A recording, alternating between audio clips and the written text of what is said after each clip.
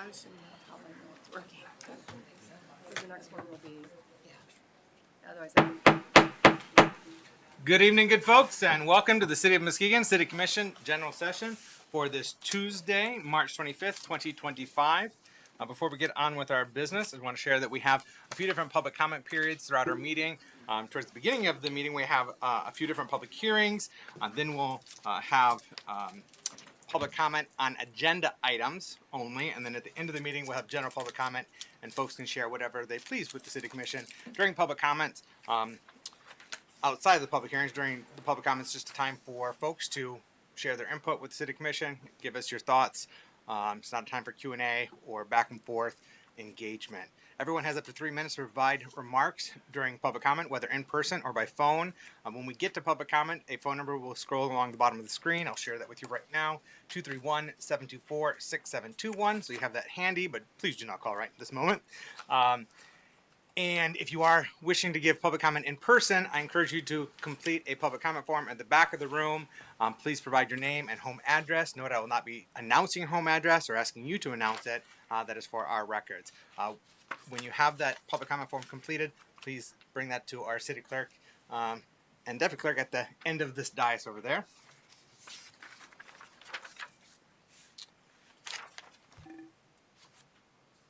And before we get started with our public hearings, we are going to be led in prayer by Pastor Jeremy Leonards from the First Wesleyan Church, followed by the Pledge of Allegiance. If you wish to join us for either the prayer or the pledge, I ask that you stand if you're so capable of doing so.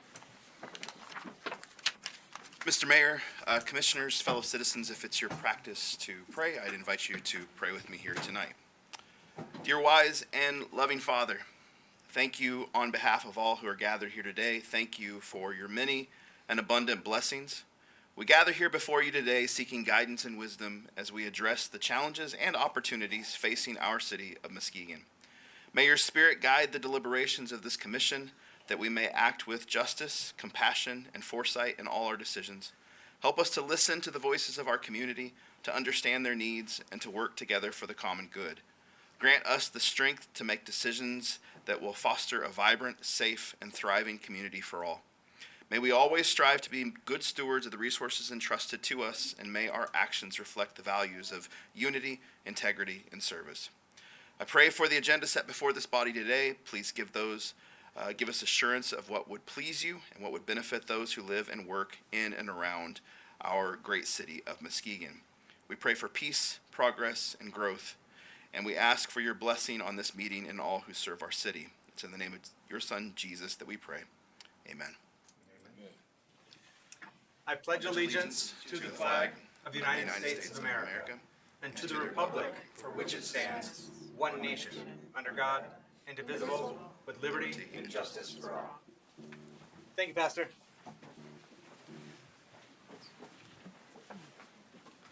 May we have roll call, please? Mayor Johnson, Here. Commissioner Kilgo, Here. Commissioner Keener, absent, Commissioner German, Here. Commissioner Gorman, absent, Commissioner Cochin, Here. Vice Mayor St. Clair. Here. Thank you. We have quorum. We're going to get started with public hearings. First up is Neighborhood Enterprise Zone certificates for 572 Agnes Street, 561 Mary Street, and 425 Octavia Street. Hi, Good that evening, came welcome. up so quickly. Could you kindly introduce yourself? Good evening, everyone. I'm Jocelyn Hines, Development Analyst here at the City of Muskegon. So our first public hearing today is for 3 Neighborhood Enterprise Zone certificates from Stephen Home and Investments. You all have saw similar requests come before you before. As you all know, Neighborhood Enterprise Zones is a tool we have been using over the past several months to really get some homes built and rehab in our urban core areas here in the City of Muskegon. So between the 3 homes he is planning to build, they are ranging in construction costs of $160,000 and $175,000. I thought he would be here. I don't see him in the room, so I'll try to answer any questions you may have. All right, thank you. Commissioners, do you have any questions at this time before we open it up to a public hearing? Commissioner Kilgo. Yes, thank you. Good evening, Ms. Hines. Good And evening. thank you for being here this evening. So,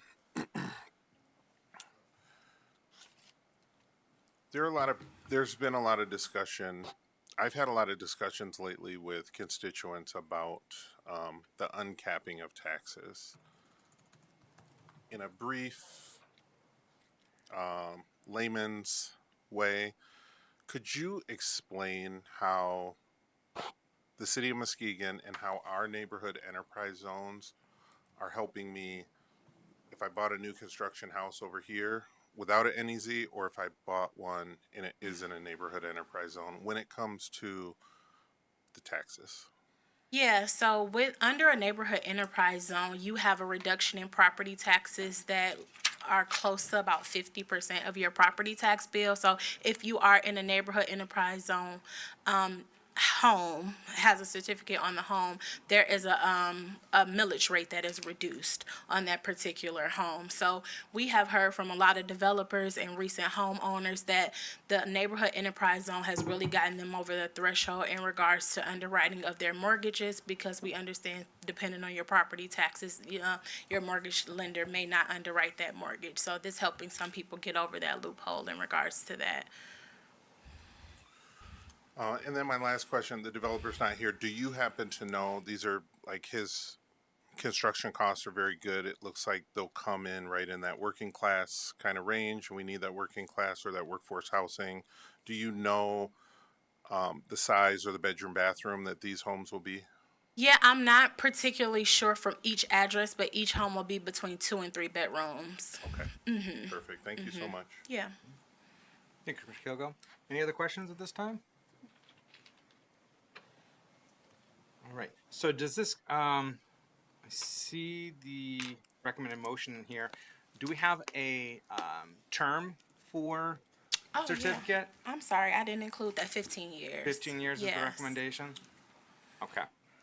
We are gonna, this is a public hearing, so if there's anyone in the audience that wishes to give comment with regard to the neighborhood enterprise zone certificates for those 3 particular properties, you're welcome to come up now. Seeing no one in the audience, we're going to go to the phones. That number is 231-724-6721. Note this is an opportunity to give input as part of a public hearing for the issuance of neighborhood enterprise zone certificates for the addresses of 572 Agnes Street, 561 Mary Street, and 425 Octavia Street.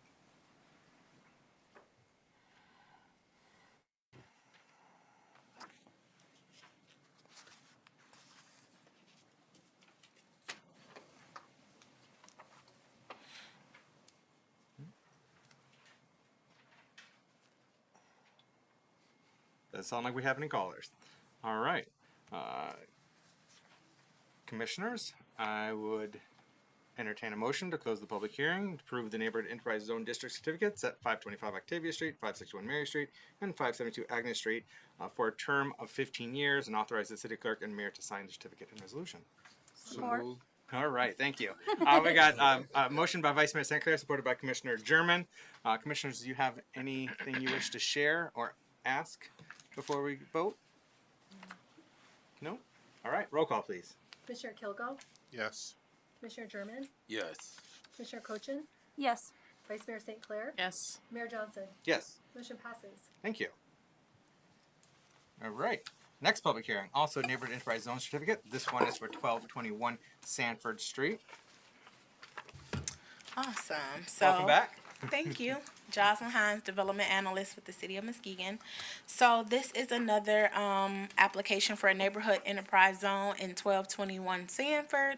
Again, this was another city-owned lot here in the City of Muskegon. The estimated construction cost is $145,000 for this one. It is another 15-year request. I apologize, I forgot to include that in the motion. And we do have the developer here for this particular NEZ. So I don't know if she has anything else she would like to add.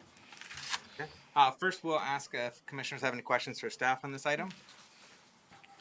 Commissioner German. Yes. Thank you, Ms. Hines, for the update. 1221 Sanford Street, that's right down the street from me. I live on that street, but I'm trying to figure, is that the lot right on the corner there? Is it Is the that- lot on the corner?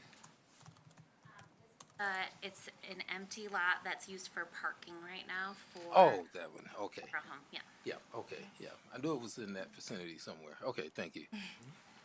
Any other questions for staff right now? No? All right. If the applicant could introduce yourselves. Hi, nice to meet you. I'm Kara Novak, and we are looking to build a 3-bed, 2-bath on this parcel. We're hoping to have that start in mid-April, breaking ground, and then we would have it hopefully for sale late fall, early winter. It's a slab on grade, and it would be really fitting to the area. It butts right up next to that little garden at the church, and so we're hoping it'll just improve the space. Excellent. Commissioners, do you have any questions for the applicant? Commissioner Kilgore. Yes. Thank you and a good evening. Thank you for being here this evening. I'm familiar with this parcel. I'm just curious, the multifamily property that's next to this property, have you spoken with that owner at all? Yeah, we own that one, so. Oh, you own it? Yeah, Okay. so we're already working to move the driveway access so that it can be a nice split driveway that will help both of them, and then have parking behind so that everybody still has access to the backyard parking, but it's just a little more fluid. It's really hard in the winter to clear both of those, and with it not being paved currently, I think it'll benefit both of the properties, but this one will be for sale for a new homeowner. It's just gonna kind of benefit both. For sure. No, I'm glad to hear that you own it, because if it was owned by someone else and kind of, whenever you have a shared easement, it can, if the communication's not well, it can turn into a problem. But since you own both of them, I know the residents of that right now, they use the lot because nothing's there, and Yeah. I want to make sure that if there are still tenants there, they have a place to park, because there's not really any parking on Sanford right there, not easily. Yeah, and there is on-street parking, but I want to encourage them to use that back space. We've done a ton of hands-on work, and we worked with the church, and they do some really great work, and they always get a wood chipper, and we were out there and clearing up the whole land and everything with several volunteers last fall. So that's kind of the idea, is so that it's a nice, safe parking behind both residents for the new homeowner as well as for our tenants there. Awesome. Thank you. Any other questions, commissioners? Just more of a comment there. Commissioner Gerald? Yeah, thank you for being here and your development, investing in the city of Muskegon. Again, like I said, that's, actually right across the street from me. And, a lot of children out there, they play, and it's good to see that, it's going to be a driveway where, the owner or the resident could get through safely, and also a safe area where kids, would be aware of traffic coming through there. Absolutely. Because There's- actually on the other side, there is a shared driveway there. It And is, yep. Sometimes there's a problem. I've noticed that over the years, so, yep, thank you. Yeah, thank you. Thank you. Thank you, Ms. Novak. Appreciate you joining us this evening, and moreover for your continued investment in Muskegon. Ms. Hines.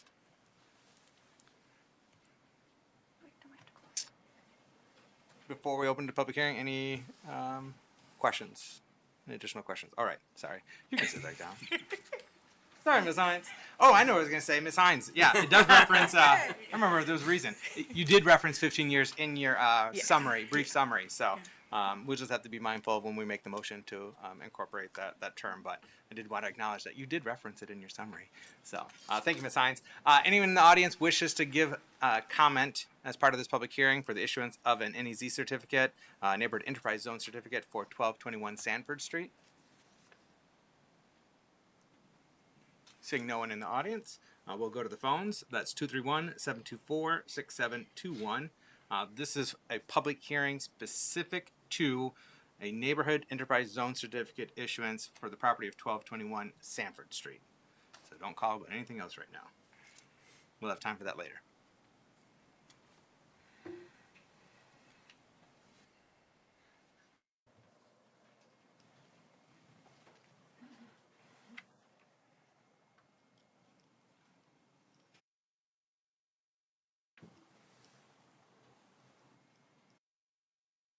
right, doesn't sound like we have any callers.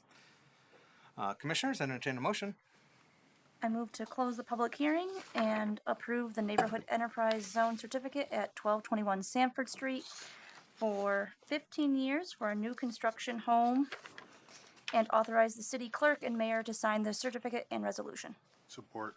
All right, we have a motion by Commissioner Cochin, supported by Commissioner Kilgo.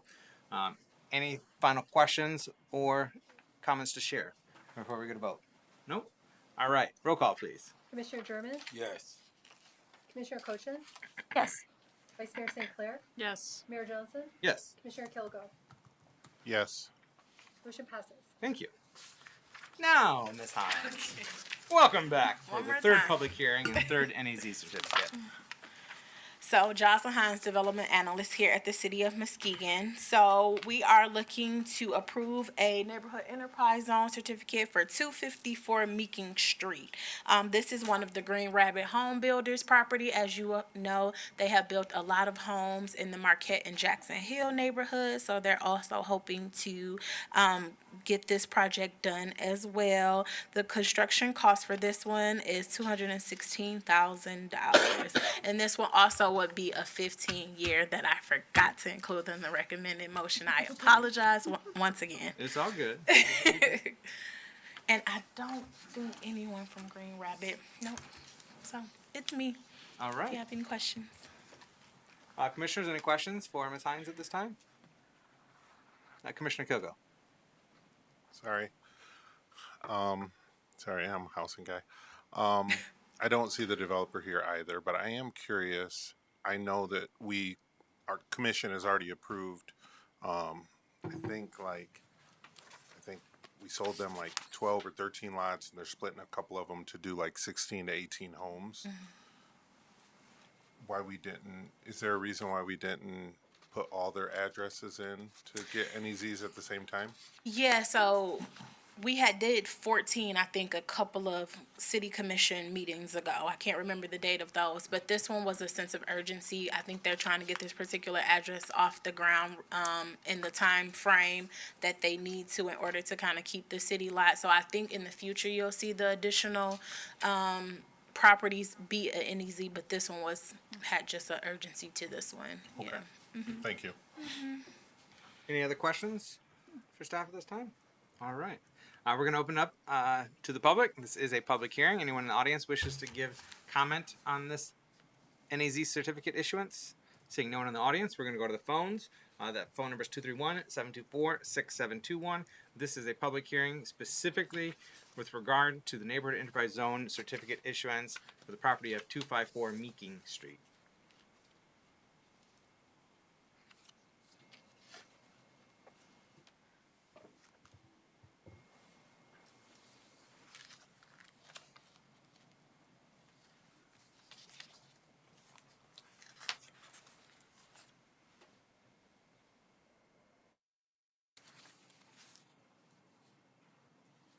Does not sound like we have any callers.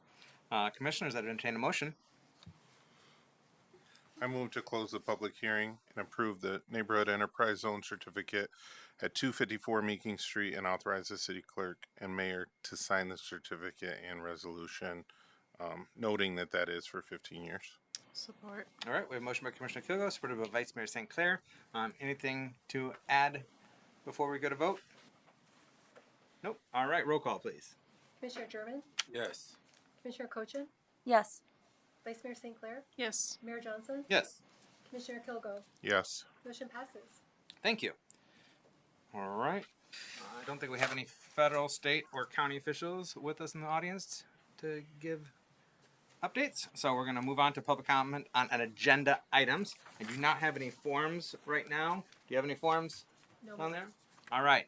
So this is to give public comment on agenda items only right now. Is there anyone in the audience that wishes to give comment on an agenda item or items? All right, seeing none, we're going to go to the phones. That number is 231-724-6721, if you've not have it memorized by now.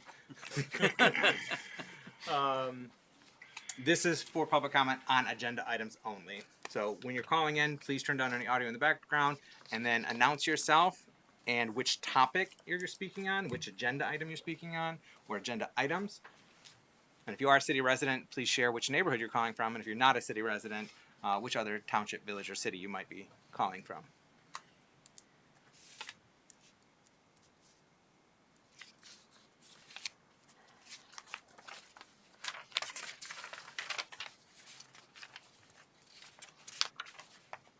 Come on, we have a consent agenda that almost exhausts the alphabet, but nobody's calling in to comment. Test the phones. All right, excellent. Thank you for confirming that the phones were tested. All right, give it just another moment. I know there's sometimes a delay. All right, no takers for phone and comments. Commissioners, you've had an opportunity to review the consent agenda. Are there any items that you wish to have removed for separate consideration and vote? Commissioner Kilgo. Yes, item F is in Frank. Oh, and know that G has been removed. Item G, ordinance amendment for International Property Maintenance Code, that has been removed by staff, and anticipate that coming back at a future meeting. I'm sorry, Commissioner Kilgo, what item was that again? F is in Frank. F is in Frank. Okay. Commissioner German. Yeah, thank you, Mayor. Item I. Any other items, Commissioner? Commissioner Cochin. Items J and O, please. J and O.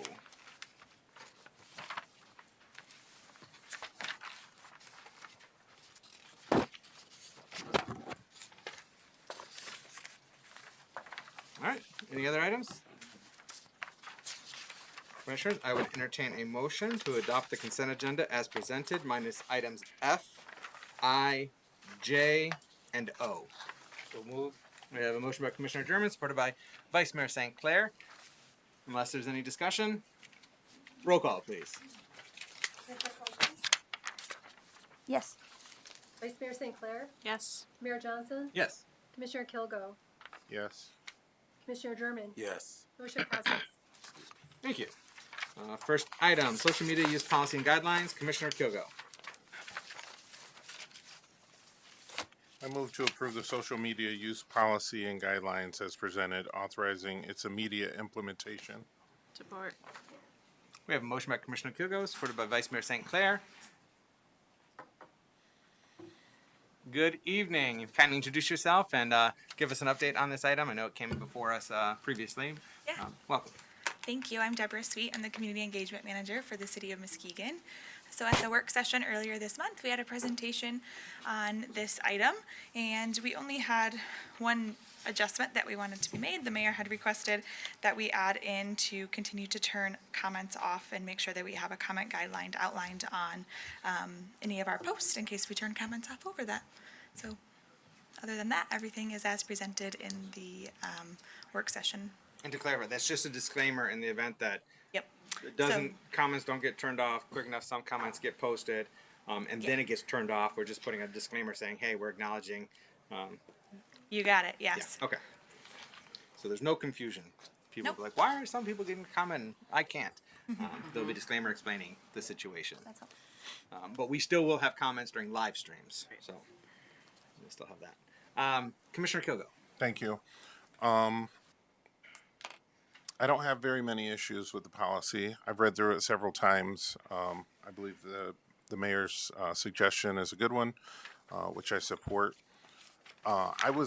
We haven't been able to talk about this, and I just wanted to make it clear that in the second paragraph where it says scope, it still says public officials. So this policy applies to all social media use or on behalf of the city of Muskegon, including but not limited to staff, public officials, committees, and departments. And although we talked about it at our work session earlier this month, I personally don't like public officials being in there. Public officials are elected by their constituents. If public officials like myself, I won't speak for any of my colleagues, but if I were to say derogatory things or act a fool in my social media usage online, my constituents probably aren't going to vote me in again. So I don't care for those words being in the policy. And that's all I have. Thank you. Thank you, Commissioner Kilgo. Did you have anything to add before I go to Vice Mayor St. Clair and open up the commission? Okay. Vice Mayor St. Clair, as the supporter of the motion, do you have anything to add or ask right now?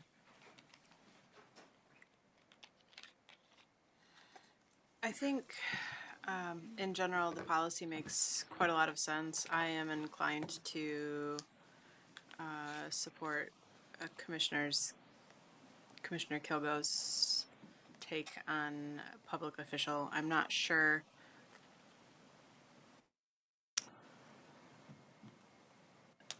I'm not sure that that is absolutely clear. That what is a public official? Is it an elected official?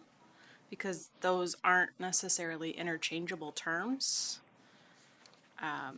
If you're speaking specifically regarding the commission, I think being very clear that's who the policy is addressing. Public official is a pretty broad scope.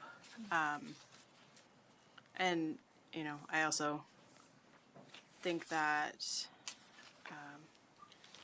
if it does include the commission, then specifically, it might be better to address commission conduct in the commission code of conduct rather than the same blanket policy for the whole city. Thank you, Vice Mayor St. Clair. I was wondering maybe if you could give some clarification, because the section that's in question right now is with regard to the scope, and it's reference to public officials. And if that is meaning elected officials, maybe we should say elected officials there, unless you're thinking that's a broader category that would encompass more beyond just elected officials. But I am wondering, because within that same section of scope, it specifically speaks to official social media accounts and official city business, neither of which would be any of our personal accounts, or even our commission, or in my case, my mayoral page, as long as it's being operated by myself, not as an official City of Muskegon mayor page being operated professionally by city staff. And is that correct with regard to the official social media accounts and the official city business? Yes, there is not anything outlined in this policy that's telling anyone personally what to do with their own social media pages, except for the fact that you should not be using city email or passwords with personal accounts. Mm-hmm. Outside of that, the policy is directed towards official social media pages, and none of your pages are official city social media pages. Mm-hmm. There is some information or guidelines there in terms of just for us to be mindful of, particularly the degree in which you might discuss city matters on your personal page that could be interpreted and has been interpreted by some courts as crossing that threshold of no longer being a personal page and now being an official page, that then would make everything you post and everything you message and everything you share in there foyable.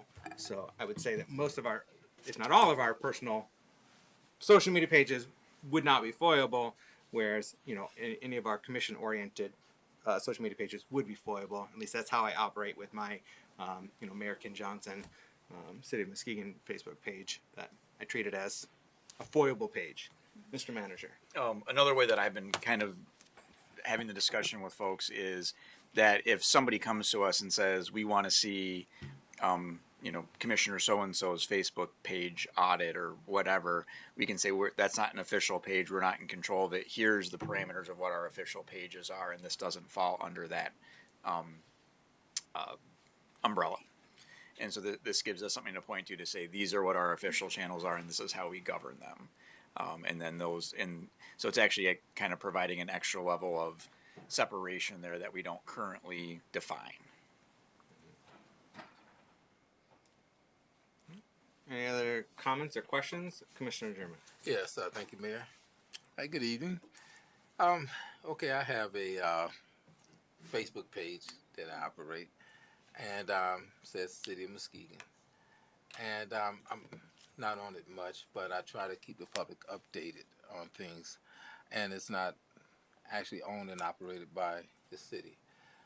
If I were to, as a public official, say something, or not something derogatory, but just something that may cause a debate, would that be foiable?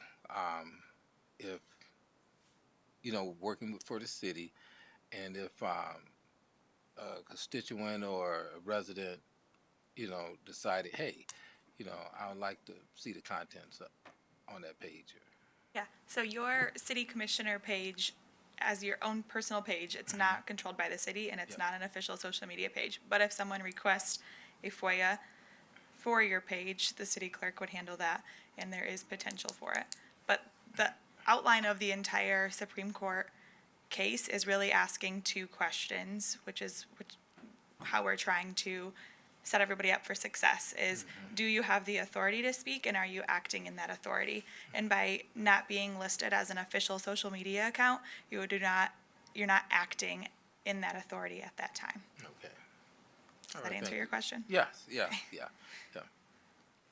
Did I see you, Commissioner Koshin? Yes, yeah. So, I know this has already been brought up by Commissioner Kilgo and Vice Mayor Sinclair, but I too also had some concerns about that language in the scope because it's very broad, and I had some concerns in regards to that and how we want to handle that, because I think that it could be determined differently than it is currently written and being proposed to us right now. So I just it gives me pause, and I would like us to think about that. And if I can ask for a point of information, Mr. Manager, the language that's written, is that meant to include the city commission officials specifically? You mean in the scope section? In the scope section, yes. Says this policy applies to all social media uses by and on behalf of the city of Muskegon, including but not limited to staff, public officials, committees, and departments. And so what this is saying is that if a staff person, a public official, a committee, or department has an official social media page through the city, that this social media policy applies to that. And so when you go down further into the policy, there's examples of different departments or officials that could be included in this. This would not include a city commissioner who has their own Facebook page as a commissioner. So what we're trying to do is to carve out for the public and for the courts what is considered an official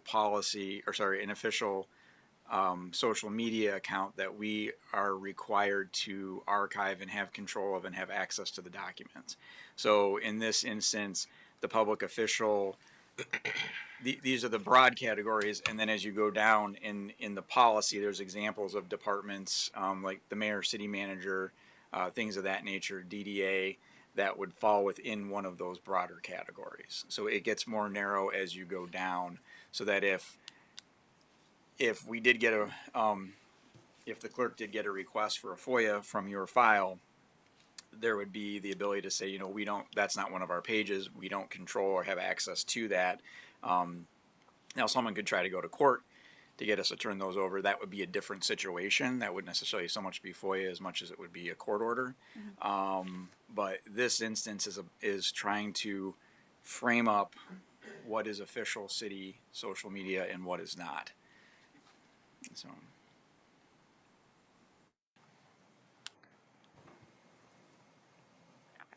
I'll let somebody else go. What's that? I'm sorry? I'll let somebody else go. Oh, anything else to ask or add, Commissioners? Vice Mayor St. Clair. I'll just say I think that clears things up for me. If we are only addressing official social media accounts that would be operated and maintained on a city platform with a city email address, I don't have any concerns with that. I think it's pretty clear that it does say in the scope even official social media accounts. So I think that leaves room for the elected body to have their own commission facing social media and their own personal social media if they so choose outside of this. So, Thank you, Vice Mayor St. Clair. Commissioner Kilgo. Yeah, and I'll just finish by saying, because the scope still says public officials, which is broad, and in the next paragraph, the personal versus professional, it's directing everyone who's listed in the scope to do such things. One, use a disclaimer on your page. And number 4, if a personal social media page is used for any official city-related discussions, the entire personal social media page, regardless of any personal views, is subject to oversight and enforcement outlined in this policy, including local, state, federal laws, and may be subject to FOIA. Anyone can request a FOIA of anything, and I'm personally not worried about a FOIA request. But B, anything that's local, state, or federal law is against the law anyway. So I personally still don't like that an elected official basically is under the same policy as city employees in this regard of our social media policy. So I would like a couple words reworded, and don't like currently how all of it's worded. Thank you, Commissioner Kilgo. Mr. Manager, you had something to Yeah, share? regarding point 4, the reason that's worded that way is because that's coming almost directly from the Supreme Court ruling that came down last summer. And so as our attorneys worked through it, that was some of the back and forth on how that particular language was worded. And if we're not providing information to our team members and to our elected officials on where those lines are, and then there was to be some type of legal action, and we were aware of that, and we hadn't informed. That's a bad on our part. So, Any additional questions or comments at this time? Commissioner German. Oh, yes. Just hearing from fellow commissioners the concern about the public officials, that seemed to be somewhat of a concern. Should that, and they could speak on this, I can't speak for them, but more or less asking the question, but if any of you feel comfortable if the wording was changed? So I'll chime in with regard to the 2 points of contention in your question. So with regard to the first sentence of the scope section, the manager emphasized that this policy applies to all social media use by or on behalf of the city of Muskegon.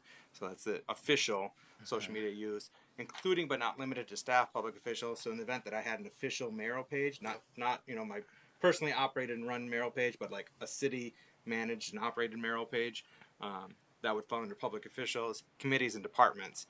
And then it specifies official social media accounts and official city business.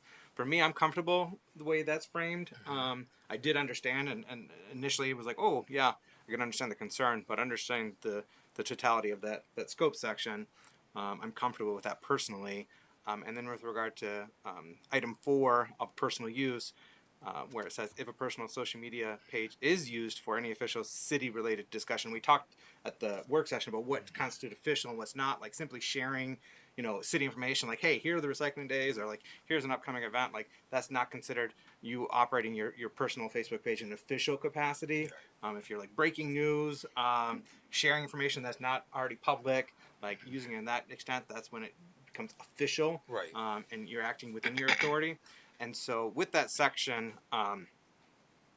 if a personal social media page is used for any official city-related discussion, the entire personal social media page, regardless of any personal views, is subject to the oversight and enforcement outlined in this policy, including local, state, and federal laws, and may be subject to Michigan's Freedom of Information Act. As Mr. Manager pointed out, that language, much of that language in that section was lifted from the Supreme Court ruling, or wasn't, was it Supreme Court or was it a lower court? It was Supreme Court ruling. And even if we took that out, it still stands. Yeah. So I think it's important that it's there just as a top of mind for us or anyone that is working for the city, whether elected or employed, that when they are maintaining personal social media pages, that they need to be mindful of this particular section and the ruling by the Supreme Court and how that could interfere, or not interfere, but interplay, with our personal social media activities. And I'm comfortable with the language.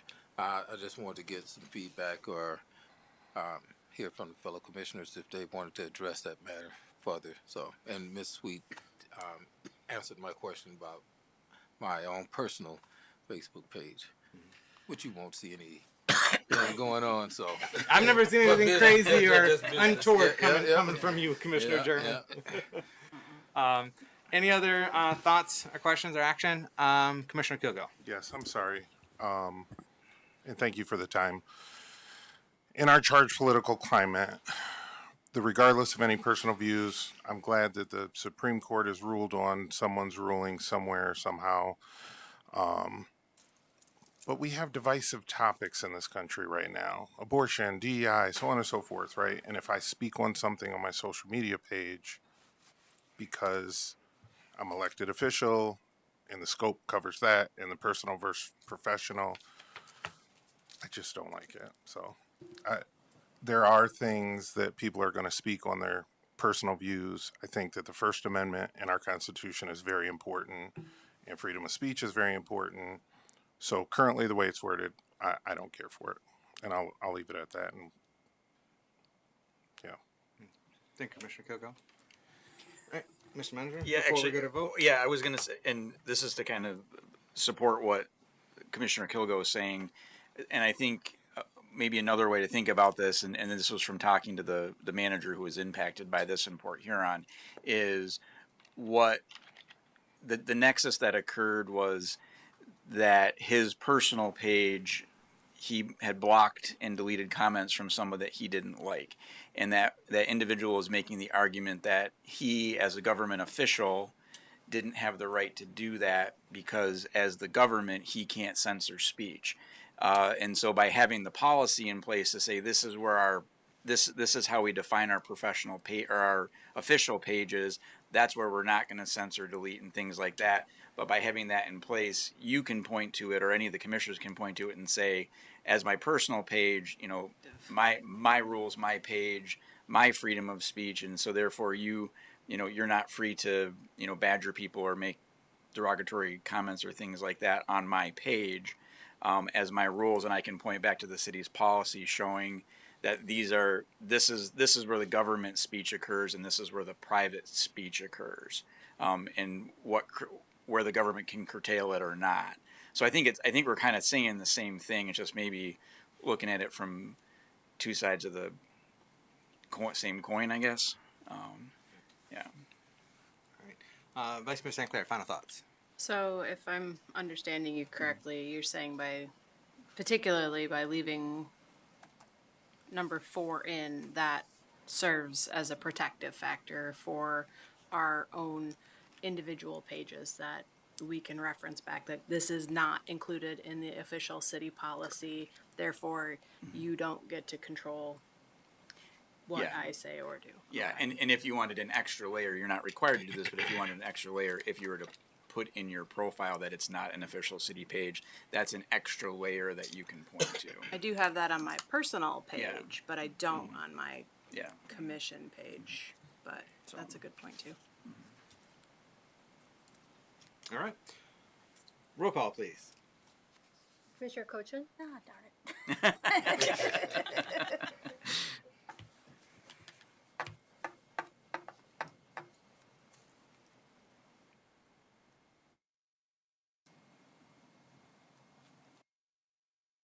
No.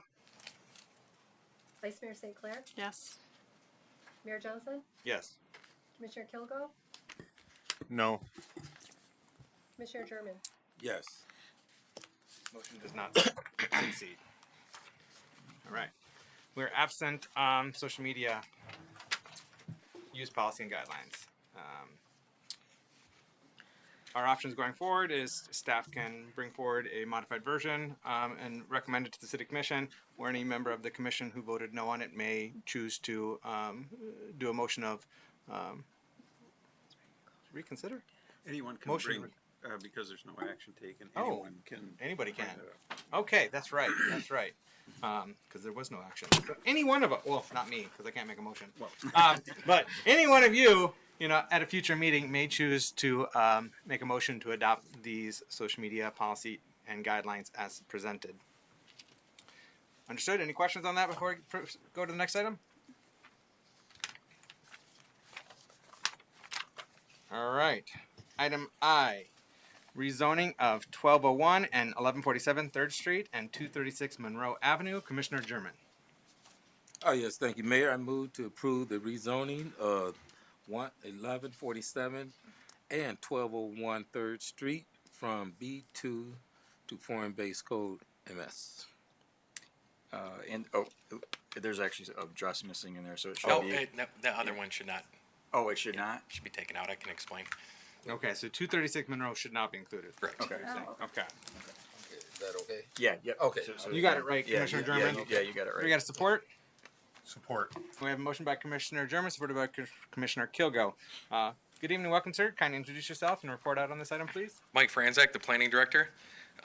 These three properties in the Midtown area, the rest of the properties in Midtown, especially on 3rd Street Business District, in 2015 were rezoned to Form-Based Code Main Street. That's when we first adopted the Form-Based Code in Muskegon. And these three properties were left off for different reasons. Some of you may remember the Pierce brothers, who owned the building at 1144 3rd Street, and they also owned the vacant lot at 1201 3rd Street. And they had a PUD to be able to sell cars at that lot, so they did not want to rezone at that time. The other lot is behind the former Vietnamese grocery store, and we don't really understand why that one wasn't approved at that time or recommended for it. I think we just couldn't get hold of the business owner. The actual building itself is already zoned Main Street, but the parking lot is not. And the vacant lot behind that, which is adjacent to where the city built those townhomes and sold them, we requested to rezone those to urban residential at the time, but we left out this particular one, 236 Monroe, because the city did not own it and we were not going to be building on that. So we requested that that one also be rezoned to Main Street. But at the Planning Commission meeting, at the public hearing, there was actually a really good public comment from the property owners and the townhomes suggesting that they did not want that to be Main Street because they didn't want it to be potentially become a parking lot adjacent to their homes, and we agreed with that. They suggested maybe a neighborhood core designation would be better. However, I think that would be considered a spot zone, and I think that would also leave open the possibility of a parking lot. So at the meeting, we suggested taking that off of the recommendation and coming back in the next month or so and requesting to zone that to urban residential so it meets the zoning designation of the townhomes, which would eliminate the possibility of that becoming a parking lot. Okay, that 1147, is that the parking lot you're talking about? Yes. On 3rd Street. Now, and that's the store that's on the corner there, and you're talking about the parking lot across the street. No, it's actually the parking lot to that building. Oh, okay, on the other side of the building. Okay. And both that lot, that portion of that lot, and 236 Monroe are actually not even conforming lots. They're not large enough for the B2 designation, so you really can't do anything with it. So we're recommending to rezone it to the one to Main Street so that it could become buildable or usable in some fashion. So, and it's big enough to build on, basically.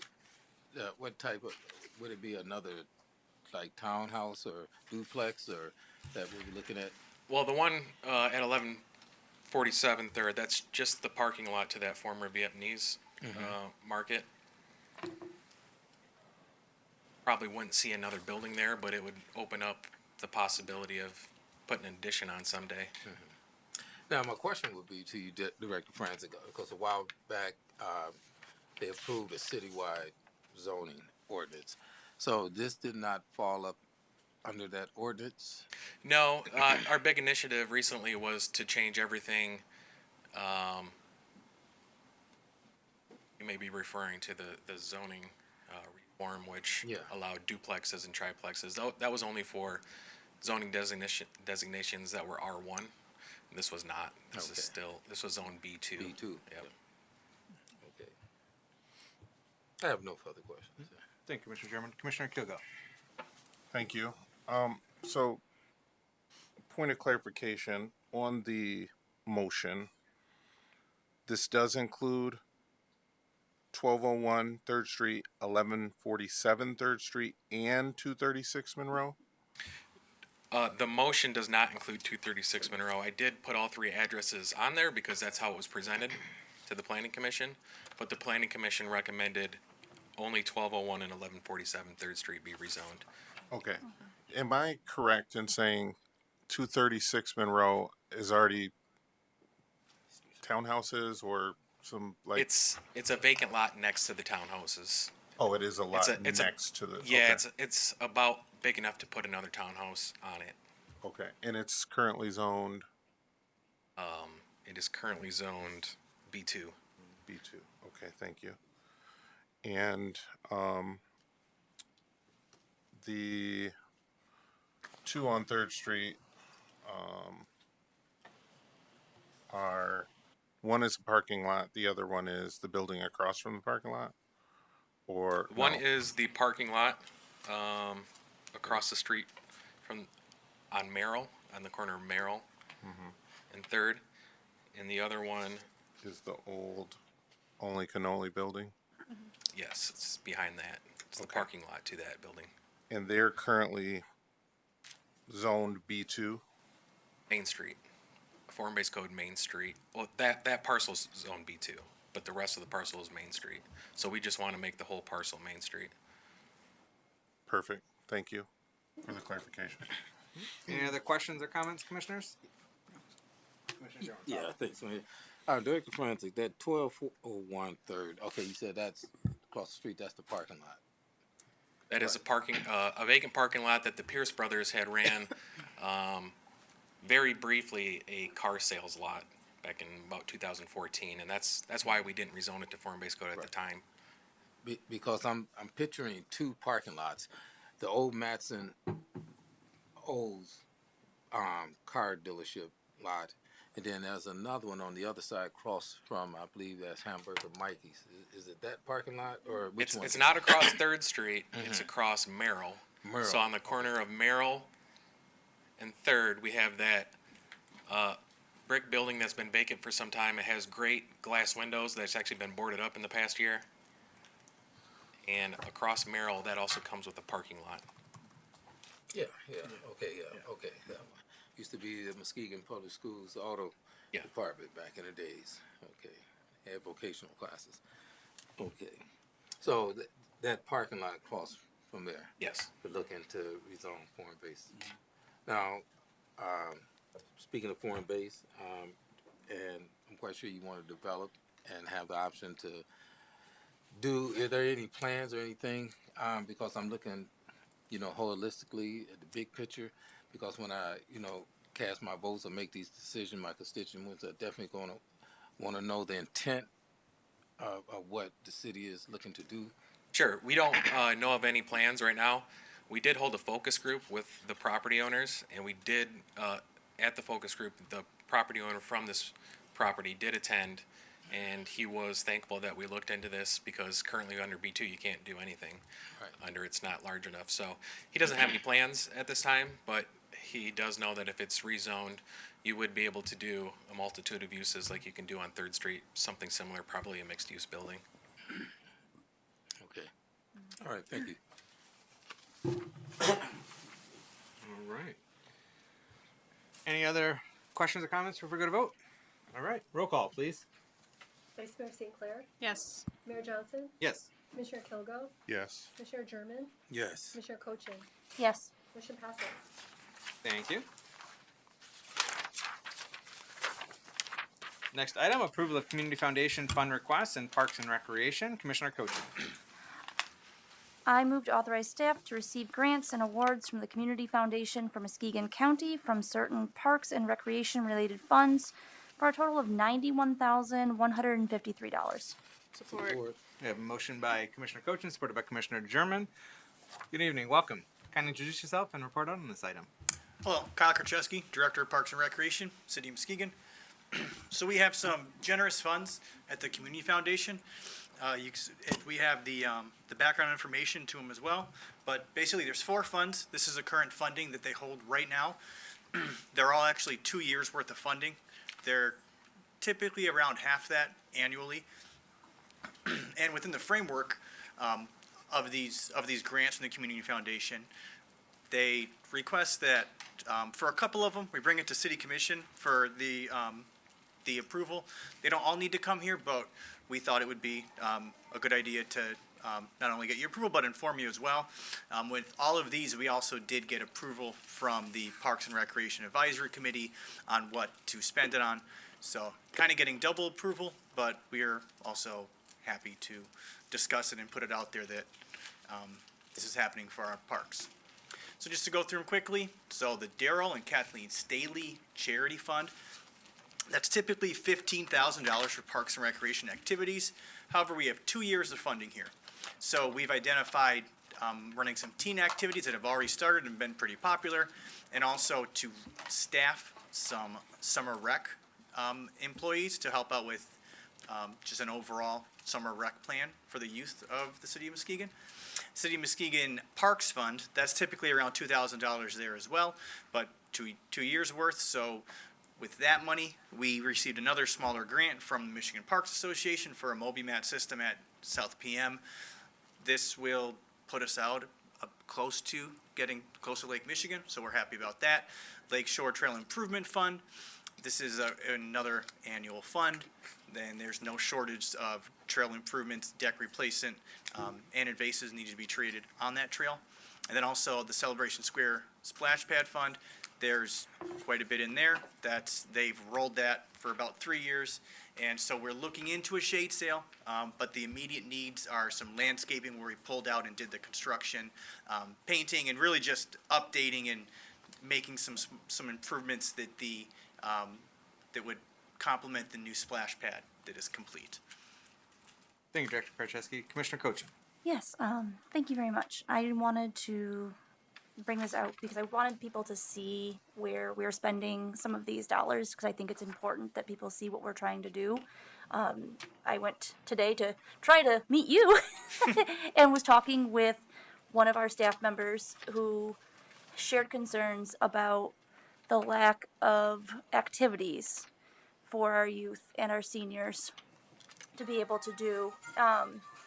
And so I thought that when this was coming up tonight, I thought it'd be a really great idea to highlight this. We are working on this. This is an important issue. It does help our kids and our seniors when we offer these kinds of activities. I just wanted to ask one other question. Can you explain a little bit on why some of these had 2 or 3 years worth of funding saved up? Yeah, I guess be honest, I've really just learned about all of these within the year. And so it did take some time to work with the Community Foundation to find out the proper way to ask, to work with the city manager, because each of them have different thresholds and different procedures. And so we plan on using them every year now, and having them be, a part of our operations. But it was just, I can't really speak before me, but I can definitely understand why it's would be overwhelming to run the Parks Department and then also have these other funds. And at the end of the day, it seems easy to spend money, but with all these different things you need to pay for and government contracts and RFPs and all that, there must have been some difficulties before, or also just communication, with the foundation. They have so many funds, they're not constantly trying to bring people in and spend the money. They hold it, and they hope that, with staff transitions, that people are informed of them. And we just I wasn't informed of my arrival, but happy to spend and annually come up here and discuss it with you all. Wonderful. Well, thank you very much for being on it now and um, making sure that these dollars go to great improvements across our city. Commissioner Sherman, is the support of the motion. Do you have anything to share or ask at this time? Not really nothing to ask, but it's good to see that we have donors out there and supporters that support the city of Muskegon, and for things like this to help move the city forward, but also give back. And I think we've done our part as a city to make people feel welcome, and we still got work to do, but at the same time, this is good for the city. Yes, and I know you're interested in teen activities and, keeping the youth productive. We actually, at Smith Ryerson last month, had 120 kids show up for our teen night. Great. And then in April, we have a teen night. We're going to be fishing at Pier Marquette in the Channel and grilling up hot dogs. So really trying to get kids out and get them into our parks, have some, positive mentors out there, and maybe even catch some fish and teach them a hobby. And thank you for your leadership and what you're doing with the parks. And I just like to end by saying, as a educator and coach and mentor to youth, these kids could be doing actually something else, and it's good to have something positive for them to do. And I just like to commend all the commissioners. When we support youth programs or anything that's pertaining to youth or a city, for the betterment of our community. So, Here, thank you, Commissioner Sherman. Any additional comments or questions at this time? Commissioner Kilgo. Yes. I just want to echo Commissioner German's statements. The city, we're lucky to have you, Director. So thank you for what you do. And we've seen, since you've been in your position, the revitalization of our parks, and I'm very happy to see the activities and things that we're going to do as our weather changes. You just have to make sure you change the weather. And then, I want to give a shout out to the Community Foundation. We're blessed to have them. I don't see representation for them here, but I just wanted to publicly on the record say that as a city, the funds that they graciously are awarding us to do different things, we are lucky to have the Community Foundation, and hopefully they continue to be a great partner to the city of Muskegon. Thank you. Thank you, Commissioner Kilgo. I would echo that. We're fortunate to have the Community Foundation here, and they've been a good partner with the city in a number of different initiatives and capacities. I'm also exceptionally grateful for members of the greater Muskegon community who have contributed to these funds or established these funds and then directed how they're to be used and making them specifically available for our parks improvements. And so I know that people, this is one of our another park and another fund, but there's another fund. It's Haran. I forget the full name. Something Janet Haran, and I forget the husband's name. It's a Haran. Anyhow, there's a fund at the Community Foundation that funds the landscaping at Hackley Park, and that money is used so well, and Hackley Park is done beautifully and maintained, and we get such positive feedback and rates about how well Hackley Park is maintained and its beauty and all the landscaping. And in part, that is funded by a dedicated fund at the Community Foundation. And I'm sorry, I can't remember the full name of that fund. I will find out and memorize it. And so I do want to recognize and extend appreciation to all those contributors to the funds. And also I want to say that I'm excited to see that MobiMat system is included for that new restroom facility. There'll be nice addition there. And then I'm especially excited to see that you have suggested using the money from the Staley Charity Fund for those teen activities as well, the summer rec staffing, and that the Parks and Recreation Advisory Committee concurred with that in their recommendation to the City Commission. I was really excited to hear that you were looking in terms of the summer rec staffing to use that in support of reviving this more fully summer youth evening rec program. So I'm working with a number of community partners to bring that back in a fuller capacity, and it looks like it's going to be housed at the Charles Hackney Middle School this summer. And we're looking to have Pathfinders be the lead organizer and fiduciary of that. So I'm excited that you're looking to provide staffing support. And I know we're going to have conversations later this week with the school system and Tomorrow Pathfinders morning and at the 10 a.m., rest. I believe. Yep. Thursday, right? One of the two. Yeah, Okay. I'll be there. I was like, I think it's Thursday Yeah. morning. I hope it's not tomorrow, but I did check my calendar. And so, because that was, it's challenging pulling together the resources to bring that program fully back. And so I was really excited to see your recommendation, Director Karczewski, to use some of that money for staffing support. And hopefully we'll pull it all together, different resources from here, and here, different organizations here, and here. Just do that community collaboration and really make something that's going to be meaningful and impactful for our youth. And one of the things I like about that summer youth evening rec program is it has an emphasis on programming and welcoming older youth. And so it's not just the youngest youth, even young adults when we talk about older youth. And so and it's an evening program that's there's a lot of other entities and organizations that do daytime programming for youth in the summer, but we don't necessarily have that evening, and so there's a gap. And so I appreciate Director Karczewski again, not only with this recommendation of this money, but your active involvement in trying to bring that summer youth evening rec program back fully this summer. So fingers crossed, we'll make it so. Thank you. Vice Mayor St. Clair. Thank you. I will echo everything that everyone has said. I appreciate your work on this, and it's surprising how difficult it is to spend money sometimes. And I know that this isn't a small undertaking. And I just want to say out loud that, this is almost $100,000 that didn't come out of funding from the city. This is the community has provided this, and I, just looking over the list, I really appreciate and want to acknowledge the range of who this impacts. It's not just teens. It's not just folks that are mobility impaired. It really, is going to benefit the whole of the community, and that kind of inclusiveness can't be accidental. Like, you only end up with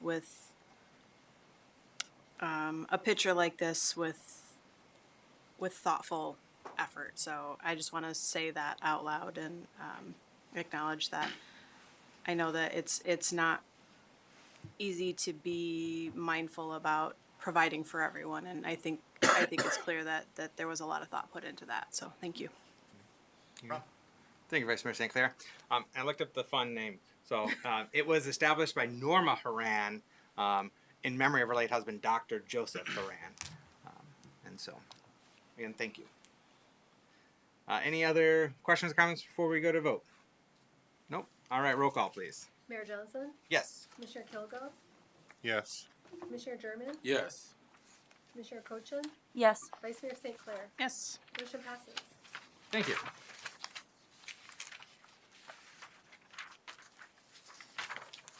There we go. Item O, Muskegon Farmers Market fees for 2025. Commissioner Cochin. I move to approve the fees as listed. Support. Are you handling that, Madam Clerk? I can definitely do that. All right. So the Farmers Market Committee got together, and that's comprised of farmers and artisans and a big demographic from the farmers market to, among other things, discuss the fees for this year and every year. We,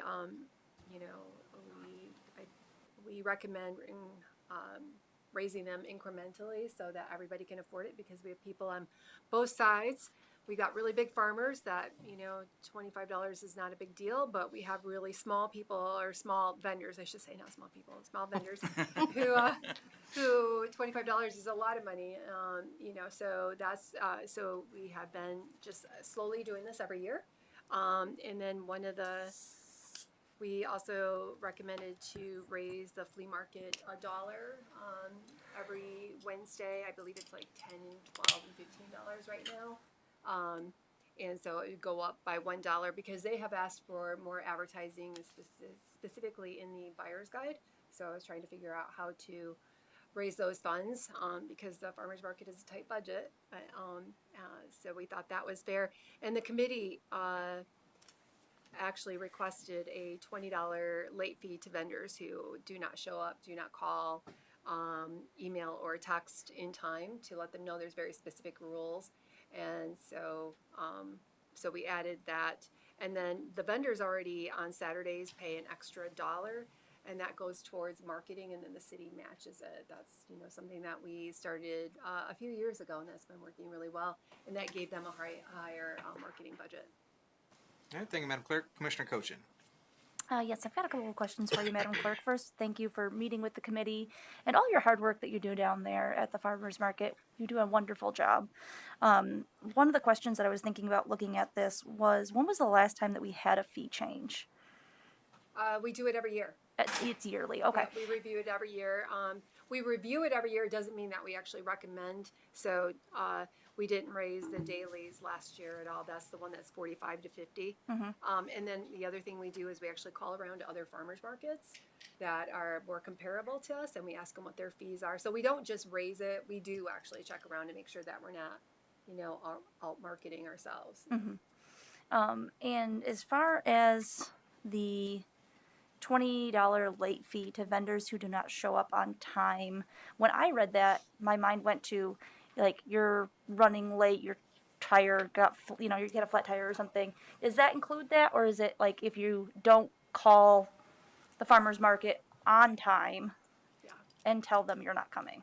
So, you know, their point was that everybody has a cell phone, everybody is able to call. What happens, so we start seating people at 7:15, and so all of our seasonal vendors, who are the ones who have their permanent spot and can be there all the time, they are supposed to be set up by 7 a.m. and by 7:15 we're putting our dailies in. So if you've ever come by at 7:15 in the morning, you'll see about 45 or 50 people with lottery tickets that are pulled. Then that's how we seat them. So I try to drive around in a golf cart and see who has not shown up, and then I go back and report. And so in the meantime, they go ahead and they pull it, and they put somebody in that spot, and they either get over there and they're like, oh, somebody showed up now, or the seasonal vendor shows up later and finds there's somebody else in their spot already. So it's to try to eliminate those issues that we have. And was the $20 what the committee suggested? Yes, and Commissioner St. Clair was at the meeting as the representative, and they made it very clear there, and I'm sure she's willing to speak to that.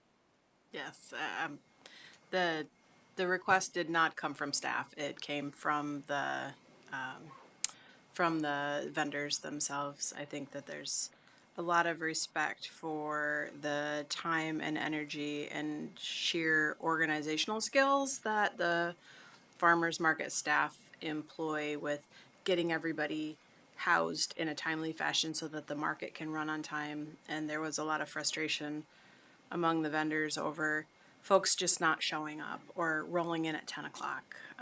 There was recognition that flat tires and sick children happen, and there's latitude meant to be built into this, that if somebody is running behind and they call or they text, it's not going to be an issue. But it sounds like there's some chronic behaviors that they were trying to address in a fair way. So. Okay, thank you. I appreciate that. Commissioner Kogo. Thank you. Madam Clerk, I'm going to come see you this summer when the farmers market opens. It's been a while since I've been down there. Awesome. But because I haven't been down there in a while, can you explain this lotto system? So for me to get a lotto ticket, I have to be on site to get my spot. Yeah, so first you would have to have an application that was already pre-approved, so you can't just show up on, and some people will try to do that, and that does not work. Okay. You have to be pre-approved. But so you show up that morning and you get a ticket, and at 7:15 the window opens and they start calling those out, and that's when the market manager, she's the one who places the vendors throughout the market with the idea of keeping as much separation from the same products as possible. So, and then also trying to work with the vendor on their needs too. We can't always meet their needs, especially when it's a very full market. That can be, more trying.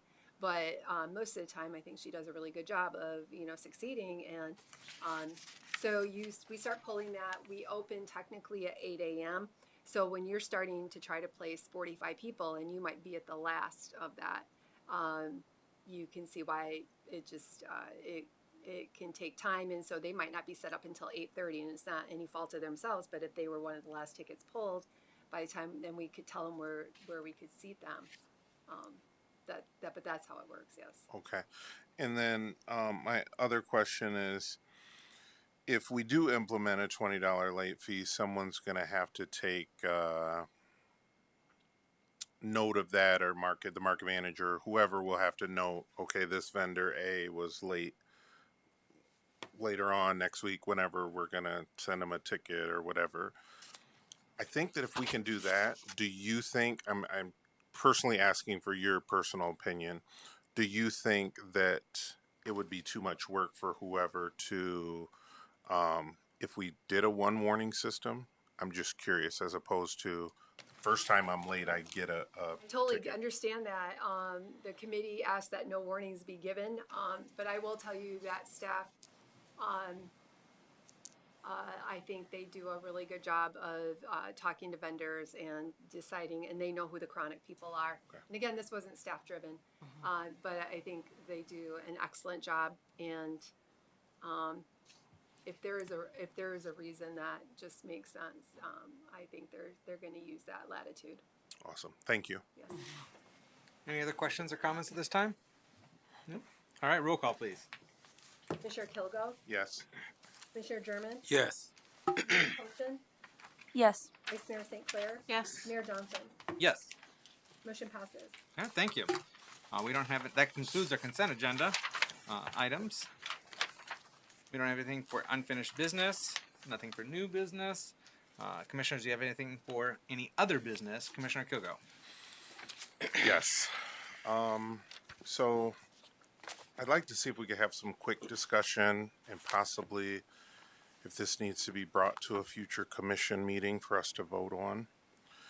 But the email that we got today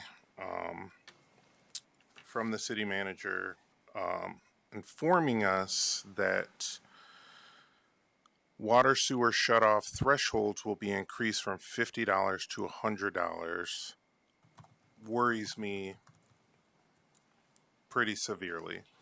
Unfortunately, in this country, if you're poor or you have bad credit, you pay more for things.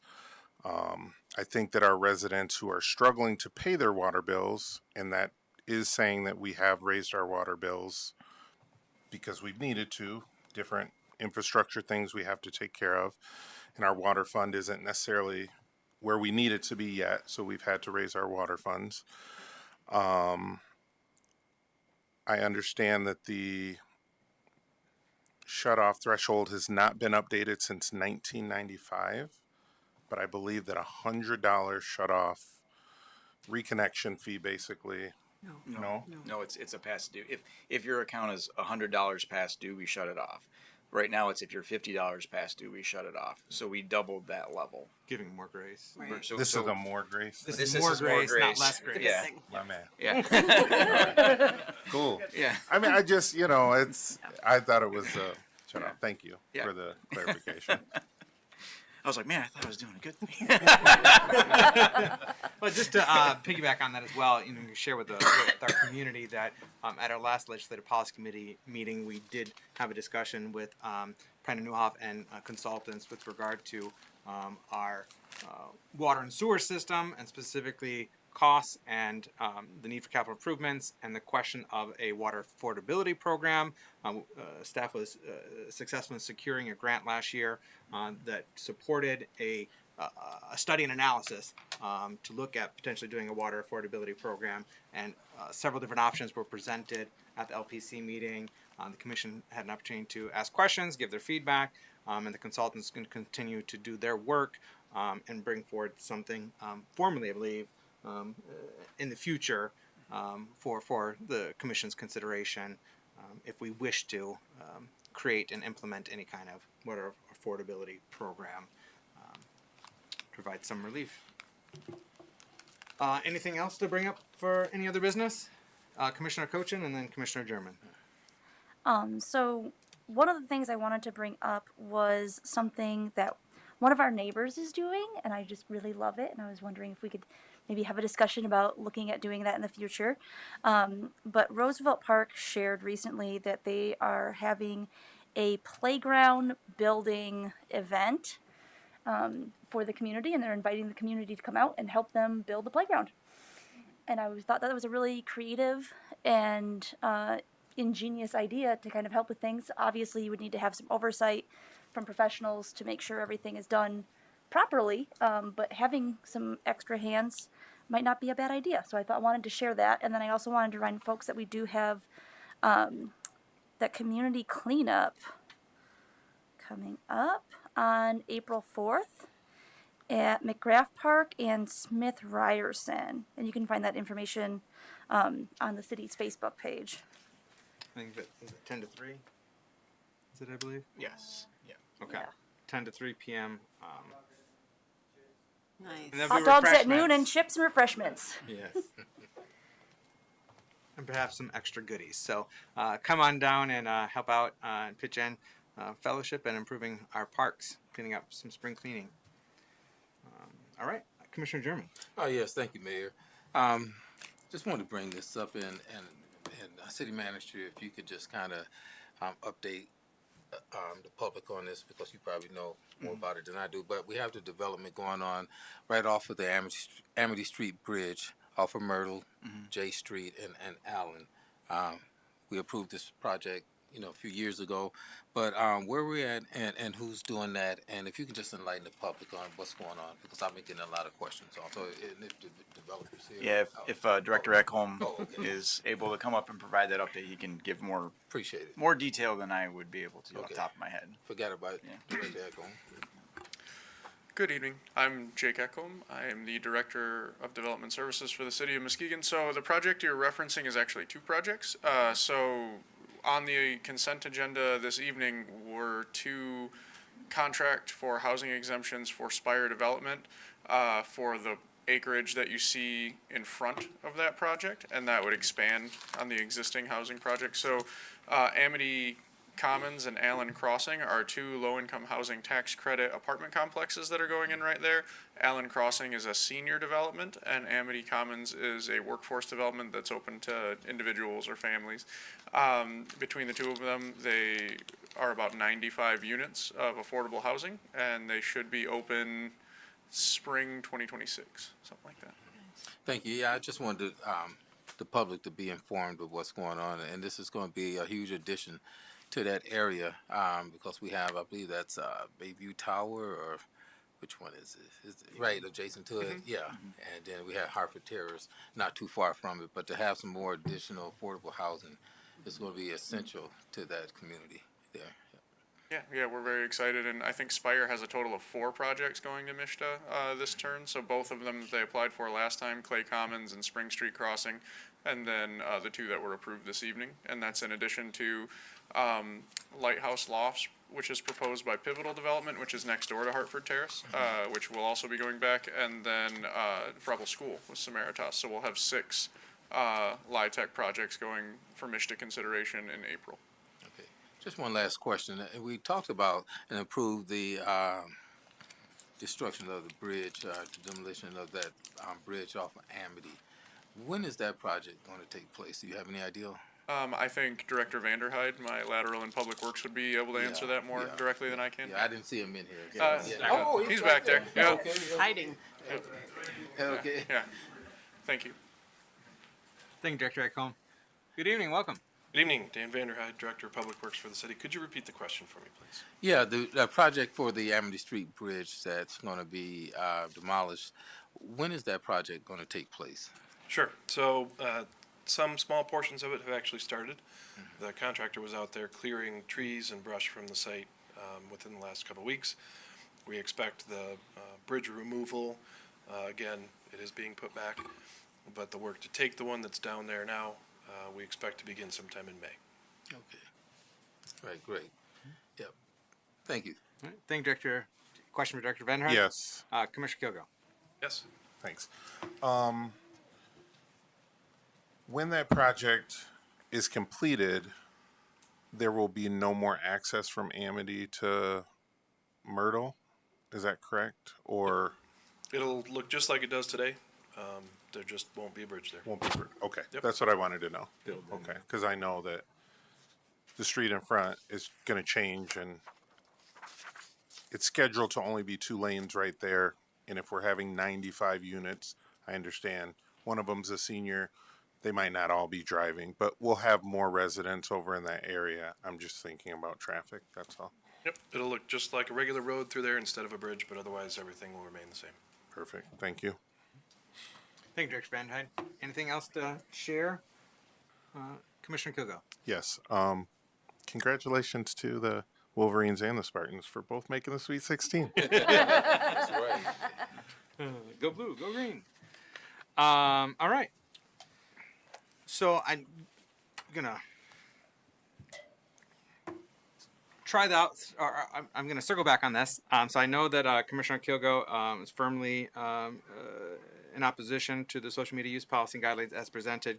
Commissioner Cochin, you seem to maybe a little bit of hesitancy one way or the other. While we're still in this meeting, I just wanted to present an opportunity or ask, has your position changed since the vote?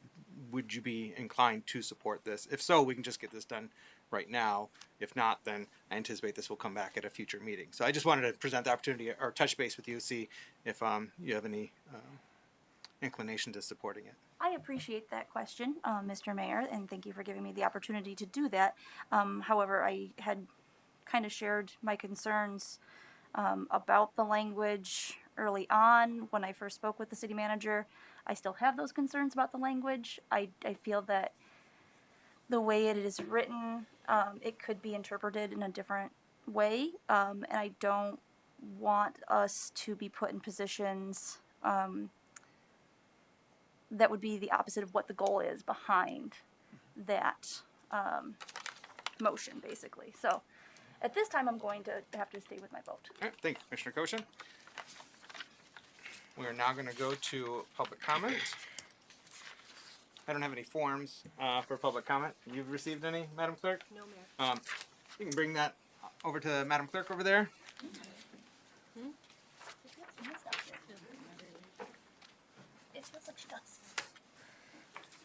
And there are public comment forms in the back room. If anyone else wishes to give public comment, please provide your name and home address. Note I will not be sharing your home address, but I will be recognizing which neighborhood you may be joining us from.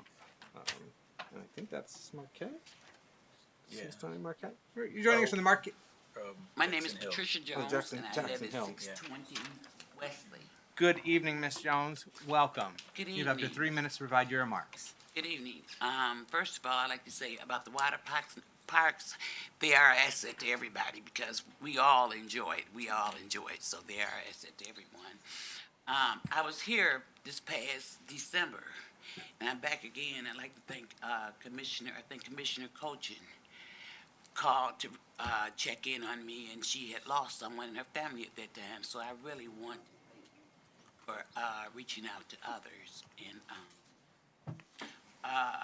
I'm here tonight in concern of, that's supposed to be a senior citizen complex. I went back and read. Ooh, that was some long reading. The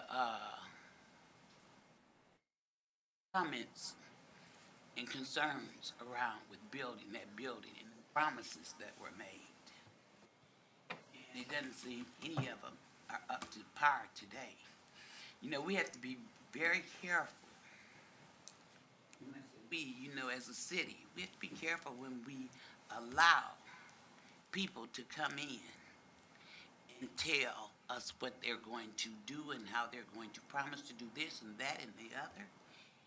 And We give them that property, and they go on to do another property and another property, and they don't keep their promises on any of the properties, you know? That was supposed to be a senior citizen complex. They don't keep it up like a senior citizen complex. It was supposed to be affordable. I pay $1,000 a month rent. I don't think that's affordable, you know? Because guess what? We didn't get the big climb in raises that others did, you know? So housing went up, but our money stayed the same. And they are not keeping the apartments up. We have water damages, floods out, you know, and the floors can be flooded for 2 weeks. We have instances where there is no heat for a week. My garage, I'm afraid to walk up under because I know it's going to fall, and I'm trying not, I pray it doesn't fall on my car. So half the time I just park outside. And these were things, and I'd like to thank Dee and your rental rehab department, because she worked real hard, you know, to get the boards off the window. Just to get the boards out the window, you know, because that was totally unsafe, among other things, you know. And if I said boards were on the windows with 2x4s, you know, nailing them in, I was totally locked in, you know, and that's a scary situation to be in. But it seems no one goes back and check to see what's going on. So I've done the research on who area that is, and I'm going to close with this. But this year's election year, and somebody might get out and do the job. Thank you, Ms. Jones. Appreciate you joining this evening. Is there anyone else in the audience that wishes to give public comment at this time? All right, we're going to go to the phones. That number is 231-724-6721. This is general public comment. You have up to 3 minutes to provide your remarks. When calling in, please turn down any audio in the background. Announce your name and which neighborhood you're calling from if you are a city resident. If you're not a City of Muskegon resident, which other township, village, or city you may be calling from.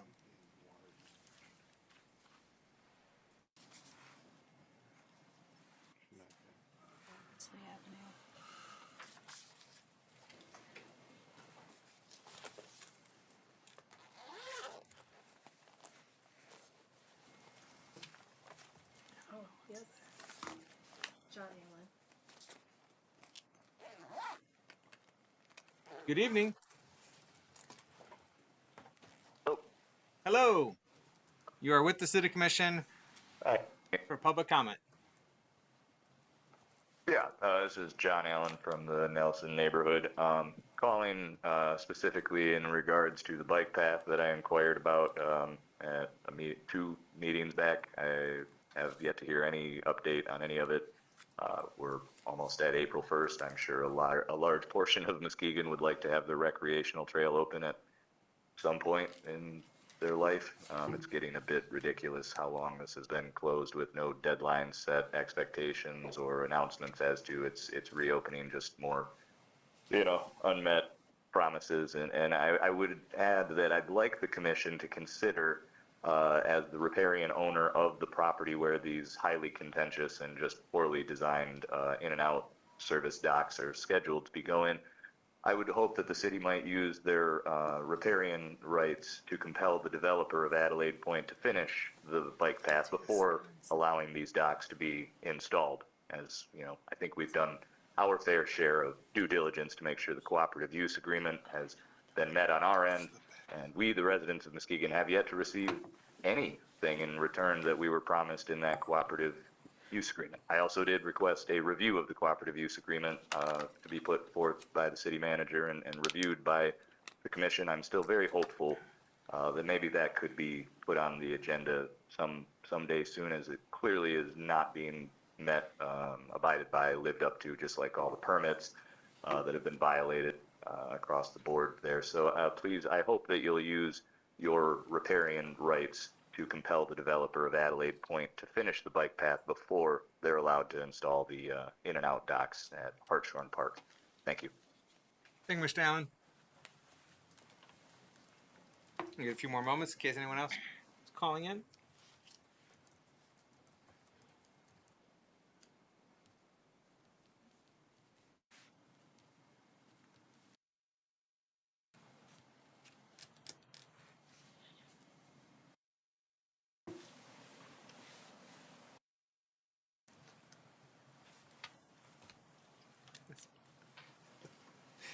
All right, doesn't sound like we have any additional phone callers. Commissioners, I entertain a motion to adjourn. So move. Support. We have a motion by Commissioner German, supported by Commissioner Kilgo. All in favor to adjourn, please indicate by saying aye. Aye. All opposed, same sign. We are adjourned. Thank you. Take care and be well.